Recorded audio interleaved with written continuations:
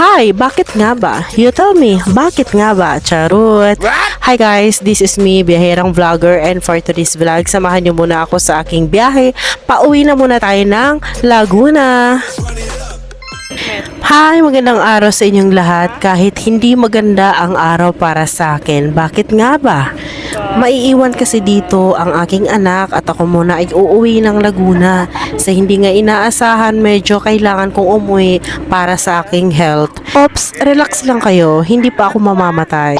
Medyo slight lang naman yung aking masamang pakiramdam. Medyo hindi nga maganda ang panahon ng aking pag-alis dahil talagang umuulan doon sa aking pupuntahan, pero thanks God kasi habang papalapit ako ng papalapit doon sa destination ko, yung ulan is papalayo ng papalayo, kaya ang nadaanan namin basa na lang, wala na talaga yung ulan.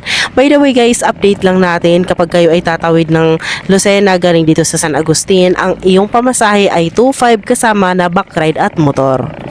At dito nga pinapasakay na ang mga motor dito sa barko, at shout out nga pala sa lahat ng mga crew dito sa Montenegro na biyahe ng San Agustin to Lucena. Wow. Ayan, binabati ko kayong lahat dyan, hindi ko kayo iisa-isahin, hindi ko man kayo kilala sa pangalan, kilala ko naman kayo sa mukha, at maraming salamat sa inyong suporta sa akin at sa lahat ng mga followers ko dito sa Montenegro. Sa mga nagtatanong nga pala kung sino yung backride ko, guys, pamangkin po yan ng jowa ko. Inangkas ko na dahil baka mamaya hindi ko kayaning mag-drive, so meron tayong backup driver. Shoutout nga pala dito sa tropa kong crew. Trip niya akong pahirapan pero okay lang dahil isa siyang follower ko. Shoutout sa'yo idol, napakapogi mo pa naman. Charot lang, baka kasi hindi mo na ako i-follow charot. At makalipas nga ang 9 na oras ng aming paglalakbay sa dagat, eto na guys, lalabas na kami ng barko and welcome to the port of Lucena. So guys, dito medyo gabi na talaga to, it's 12 AM na I think.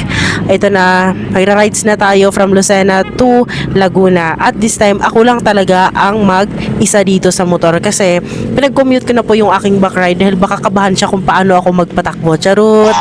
At this moment, medyo hilo ako kaya nalilito ako kung saan ang pa-exit dito. Finally, nakita ako din ang tamang daan. Charot! So, nandito na nga ako ngayon sa exit. Kaya guys, kailangan nating magbayad dito ng 65 pesos kasi hindi tayo nagbayad kanina dun sa San Agustin. So ito na, mag-isa na tayong babaybayin ang kalsada patungo ng Laguna. So ayun lang, maraming salamat. See you to my next videos. Bye!